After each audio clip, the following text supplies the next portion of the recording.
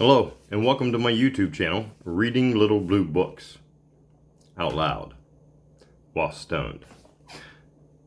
Today we're going to do part 3 of Little Blue Book number 66, Crimes of the Borgias, written by Alexander Dumas, edited by H.M. Tichenor. Okay. Applause rendered on all sides so rapid and clever had been the blow. Caesar had remained on horseback, seeking to discover the fair spectre who had given so lively a proof of her interest in him. His search had not been unrewarded. He recognized her as one of the maids of honor to Elizabeth, Duchess of Urbino. It was now Alfonso's turn to run from the bull, Caesar's to fight him.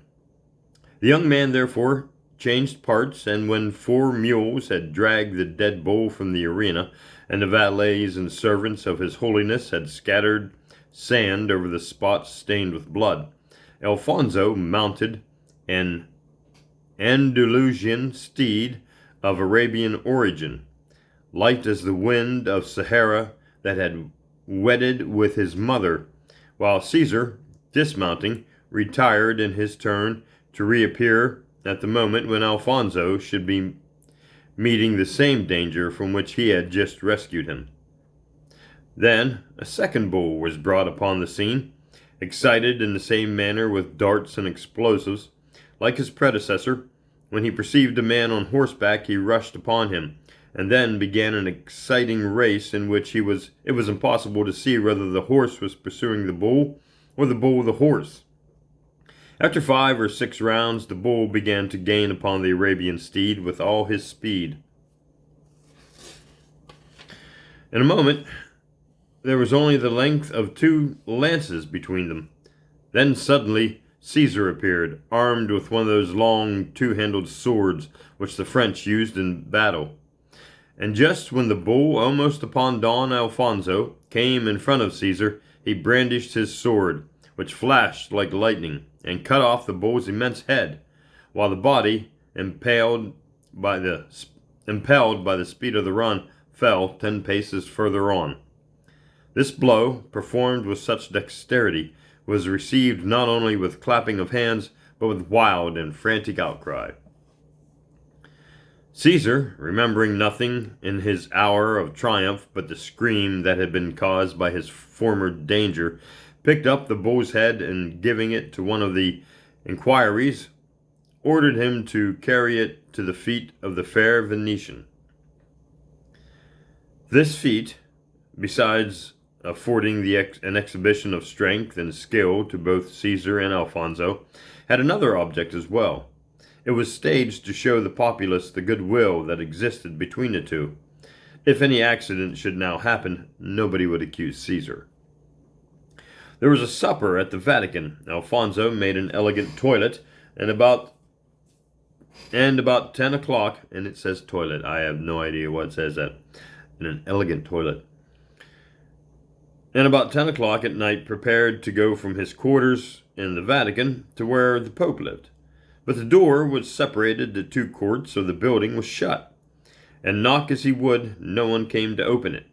Alfonso then thought that it would be a simpler matter to go round by the Piazza of St. Peter's, so he went out, unaccompanied, through one of the garden gates of the Vatican, and made his way across the gloomy streets which led to the stairway that went up to the piazza.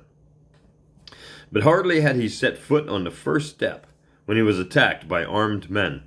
Alfonso started to draw his sword, but before it was out of the scabbard he received 2 blows from a halberd, one on his head, the other on his shoulder. He was stabbed in the side, and wounded both in the leg and on the temple. Struck down by these blows, he lost his footing and fell to the ground unconscious. His assailants, thinking he was dead, went up the stairway and found 40 horsemen waiting for them on the piazza, who escorted them from the city by way of the Porta Portizia. Alfonso was found at the point of death by some passers-by, some of whom recognized him, and who conveyed the news of his assassination to the Vatican, while others carried him to the quarters in a Torre Novia. The Pope and Caesar showed great interest in the news of the assassination and went at once to see Alfonso. The next morning, in order to divert any suspicion from themselves, they arrested Alfonso's uncle, Francisco Gazella, and had him beheaded. But they had only accomplished half of what they wanted. Alfonso was not dead, and thanks to his strong condition, was making progress towards recovery. There was no time to lose, and Caesar summoned Micheletto.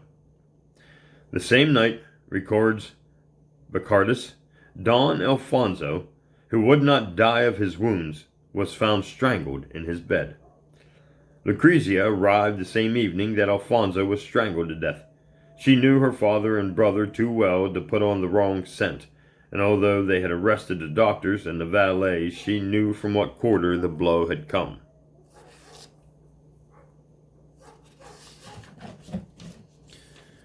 The important family business being now settled, Lucrezia was once more a widow and ready to be utilized in the Pope's political machinations. Caesar only remained at Rome long enough to receive the ambassadors from France and Venice, but as their arrival was somewhat delayed, and as considerable inroads had been made upon the Pope's treasury by... They double sentence. That's the first I've seen that. The Pope's treasury by the recent festivities, the creation of 12 new cardinals was arranged. The scheme being to bring 600,000 ducats into the papal treasury by charging 50,000 ducats for each cardinal's hat.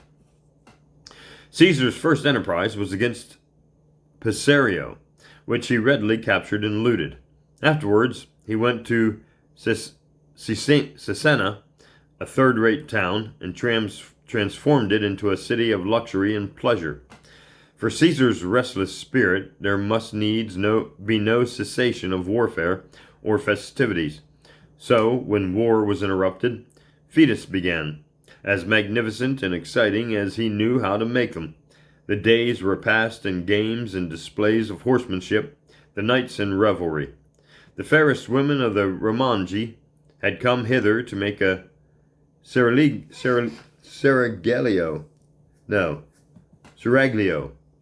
for Caesar that might have been envied by the Sultan of Constantinople. When Caesar was making one of his excursions in the neighborhood of the town with his retinue of flatterers and courtesans, he noticed a cottage on the Rimini road that indicated the approach of someone of importance. Caesar, perceiving that the principal person was a woman, approached and recognized in her the lady-in-waiting of the Duchess of Urbino, who, on the day of the bullfight, had screamed when he appeared to be in danger. She was betrothed to Gian Caracciolo,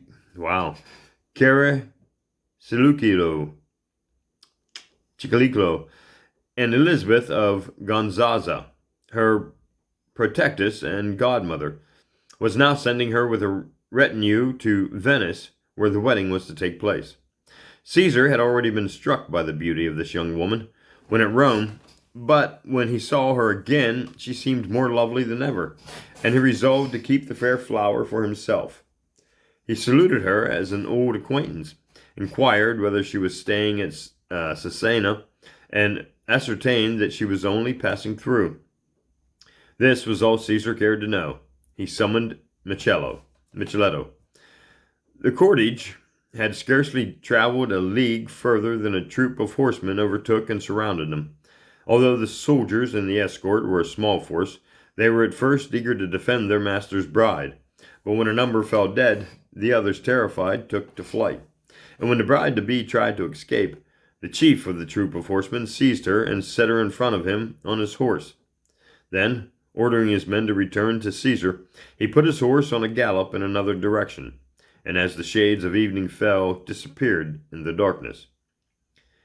Caracciolo learned of the abduction through one of the fugitives, who declared that he had recognized among the ravishers the Duke of Valentino's soldiers. At first it was hard for him to believe the terrible tale. Then suddenly, with a cry of vengeance, he dashed away to the duel palace, where sat the Doge Barbarigo and the Council of 10. Most serene lords, he cried, I am come to bid you farewell, for I am resolved to sacrifice my life to my private vengeance, though, indeed, I have hoped to devote it to the service of the Republic. I have been wounded in the soul's noblest part, in my honor. The dearest thing I possessed, my bride, has been stolen from me, and the thief is the most treacherous, the most impious, the most infamous of men, Caesar Borgia. My lords, I beg you will not be offended if I speak thus of a man whose boast it is to be a member of the noble ranks, and to enjoy your protection. It is not so. He lies, and his vicious and criminal life has made him unworthy of such honors, even as he is unworthy of the life whereof my sword shall deprive him. In truth, his very birth was a sacrilege. He is a fratricide, an usurper of the property of others, an oppressor of the innocent, and a highway assassin. He is a man who will violate every law, even the law of hospitality, respected by the veriest barbarian. A man who will do violence to a virgin who is passing through his own country, where she had every right to expect from him not only the consideration due to sex and condition, but also that which is due to the most serene republic, which condottiere I am, and which is insulted in my person and in a dishonoring of my bride. This man, I say, merits indeed to die by another hand than mine. Yet, since he who ought to punish him is a father as guilty as the son, I myself will seek him out, and I will not only sacrifice my own life, but only in avenging my own injury and the blood of so many innocent beings, but also in promoting the welfare of the most serene republic, on which it is his ambition to trample, when he has accomplished the ruin of the other princes of Italy. The Doge and the senators, who were already apprised of the event that had brought Caracciolo, man, that's a tough one, before them.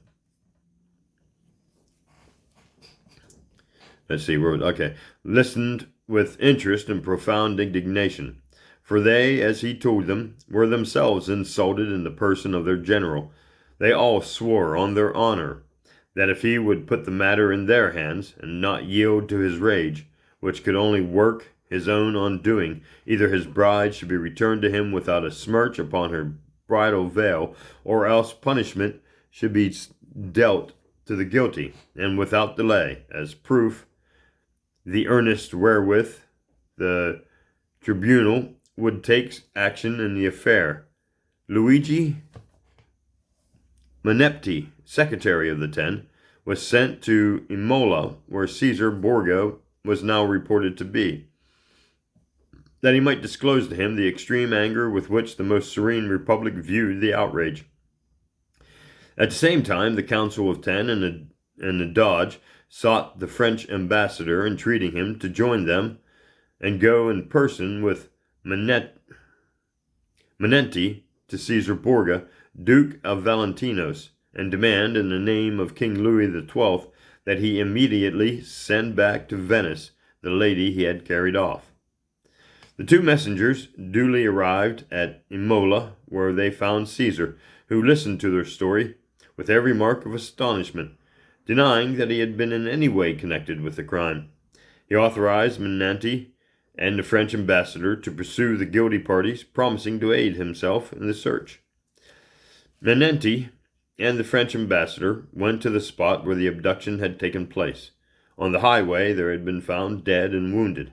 A man had been seen galloping by, carrying a woman on his saddle. He had left the road and rode across the country. A peasant had seen him appear and vanish again, taking the direction towards a lonely house. An old woman declared that she had seen him go into this house, But the next day the house was gone, as though by enchantment, and the plowshare had passed over where it stood. So none could say what had become of her whom they sought. For those who had dwelt in the house, together with the house itself, were there no longer.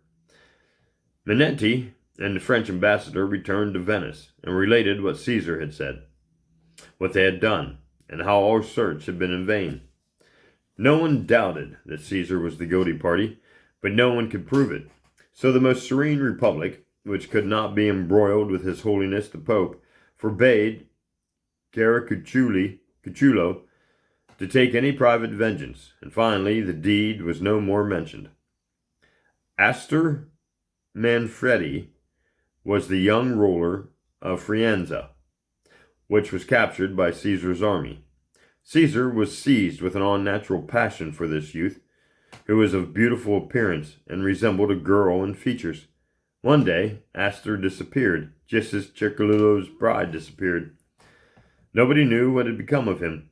Caesar himself appeared uneasy, saying that he had no doubt wandering away, and, in order to give credence to this story, sent out couriers to seek him. A year after this double disappearance, there was found in the Tiber, a little below the castle of St. Angelo, the body of a beautiful young woman, her hands bound together behind her back, also the corpse of a handsome young youth with the bowstring he had been strangled with tied round his neck. The girl was Caracucciolo's bride. The youth was Astor. Both had been the slaves of Caesar's beasts of pleasure. Tired at last of them, he had them thrown into the Tiber. And half the page is cut off here. We'll see if we can get through it. The Pope was now dreaming of still another addition to his fortune. This was to come from marriage between his daughter Lucretia and Don Alfonso d'Este, son of the Duke Hercules of Ferrara. His Holiness had heard that Duke Hercules looked favorably upon the marriage, and the thought that Lucretia should marry the heir of the Duchy of Ferrara filled him with joy. Rome was made ready for unlimited pleasure. An announcement was made that recourse for women would be opened between the castle of St. Angelo and the piazza of St. Peter's, that on every third day there would be a bullfight, and that from the end to the present month, which was October, until the first day of Lent, masquerades would be allowed in the streets of Rome. Such was the nature of the public feats. The program of those going on within the Vatican was not made public. By the account of Bercardio, an eyewitness, this is what happened. On the last Sunday of October, 50 courtesans supped in the apostolic palace in the Duke of Valentino's rooms, and after supper danced with the inquiries and servants, first wearing their usual garments, afterwards without a vestige of clothing. The table was then removed, candlesticks were set on the floor in a symmetrical pattern, and a great quantity of chestnuts were scattered on the ground. These, the 50 women, still naked, running about on all fours in and out between the burning lights, picked up the Pope, the Duke of Valentino's, and his sister Lucretia, who were looking on at the spectacle from a gallery, encouraged the most agile with their applause, and they received prizes of embroidered garments, velvet boots, golden caps, and laces. Then new pleasures took the place of these, and we must humbly ask pardon of our readers, and especially our lady readers. But though we have found words to describe the first part of the spectacle, we have sought in vain for the second. Suffice it to say that just as there had been prizes for fears of androidedness, others were now given for unmentionable sensualities. Some days after this wild night, which calls to mind the Roman nights in the days of Tiberius, Nero, and Heliogabalus, Lucretia something clad in a robe of golden brocade, her train carried by young girls dressed in white and crowned with roses, issued from her palace to the sound of trumpets and clarions, and made her way over carpets, which were laid down in the streets through which she had to pass.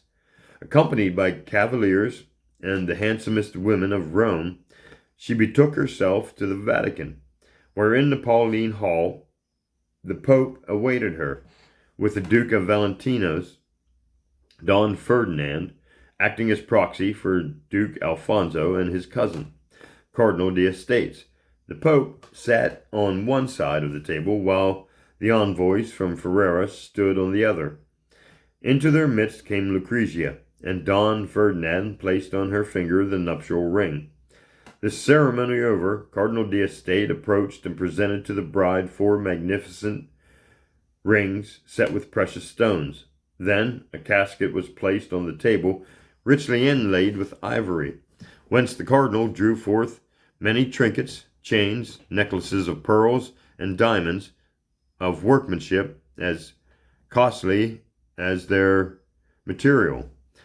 These he begged Lucrezia to accept. Before she received these, the bridegroom would offer himself, which would be still noteworthy. Lucrezia showed the utmost delight in accepting these gifts. Then she retired into the next room, leaning on the Pope's arm, followed by the ladies of her suite, leaving her brother, Caesar, to do the honors of the Vatican to present. The ceremony of betrothal over the Pope and Caesar busied themselves with making preparations for the departure. The Pope wished the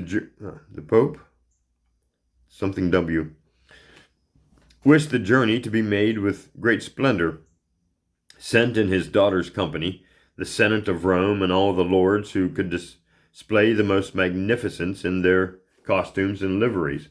Among this brilliant throng was a daughter of the Pope, whose mother was not the mother of his daughter Lucretia. Okay. Also, the Duke of Valentino sent out messengers into the cities of Romagna to order that Lucretia be received as sovereign lady and mistress. Grand preparations were once set on foot for the fulfillment of his orders, but the messengers reported that they greatly feared that there would be some grumbling at Cesena, where Caesar had left Raymond Ocra, a governor with plenary powers, calmed the agitation of the town. The prince almost all gone on this last bit. Now D'Orco had accomplished his task well, that there was little to fear in the way of rebellion, for 1/6 of the population had been put to death on the scaffold. Jesus.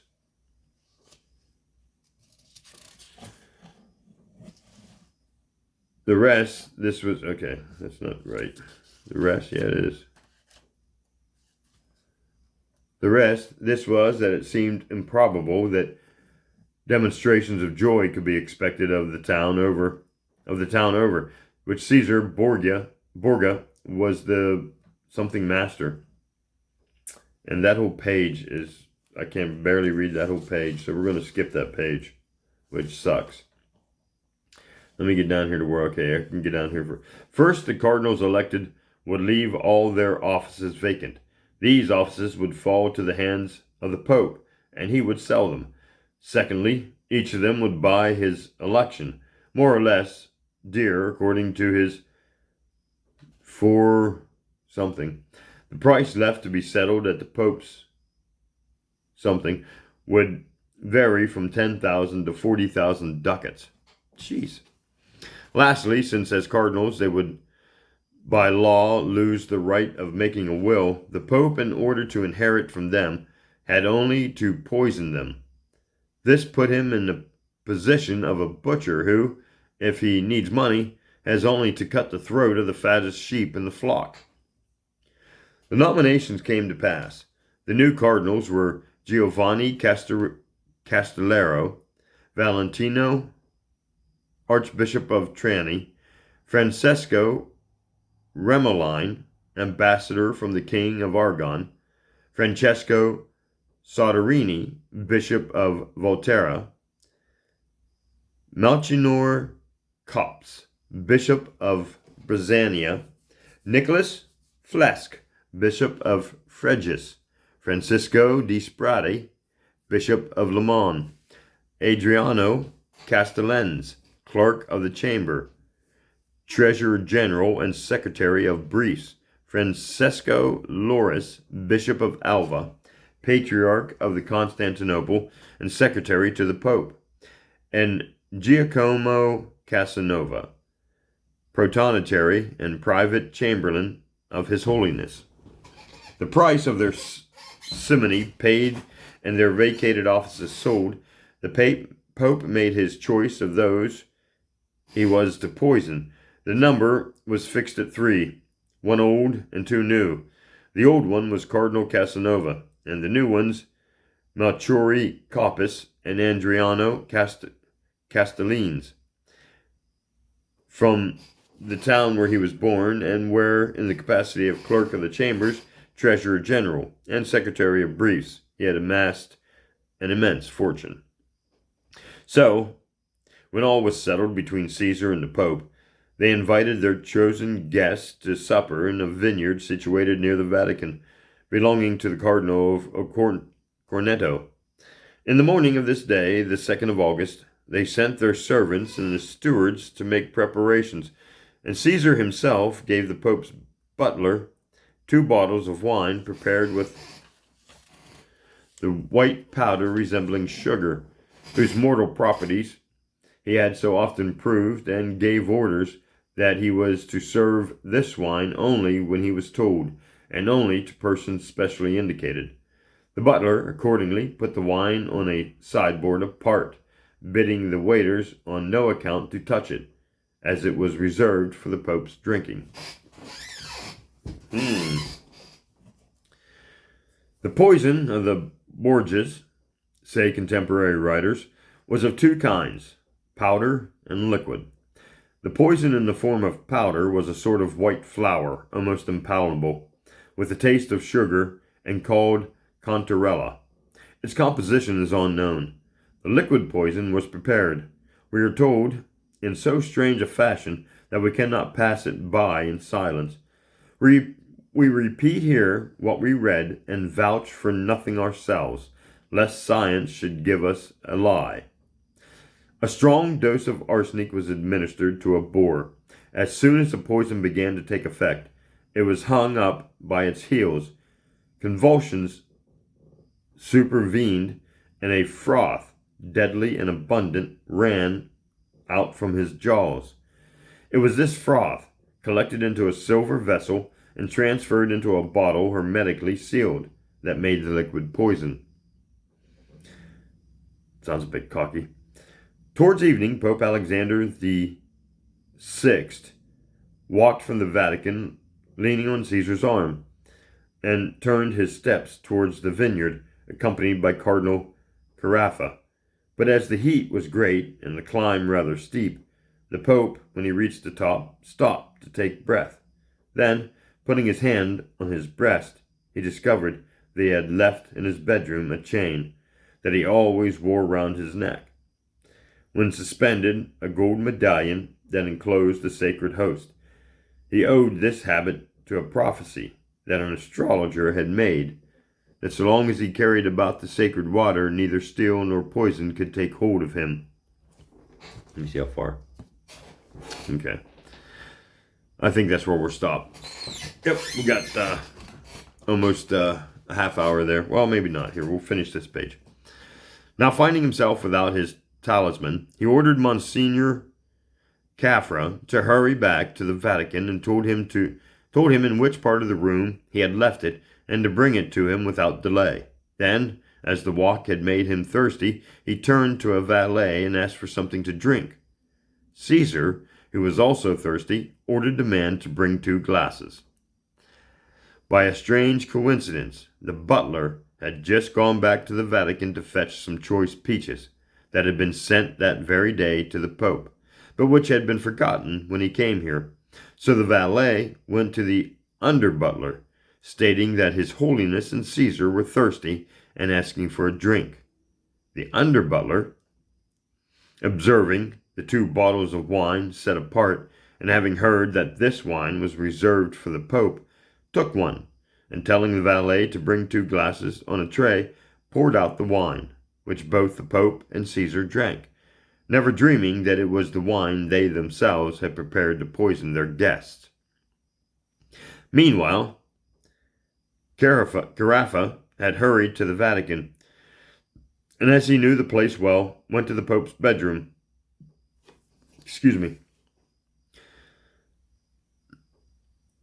A light in his hand, and attended by no servant. As he turned round a corridor, a puff of wind blew out his lamp. Still, as he knew the way, he went on, thinking there was no need of a light to find the object he was searching for. But as he entered the room, he recoiled a step, with a cry of terror. He beheld a ghastly apparition.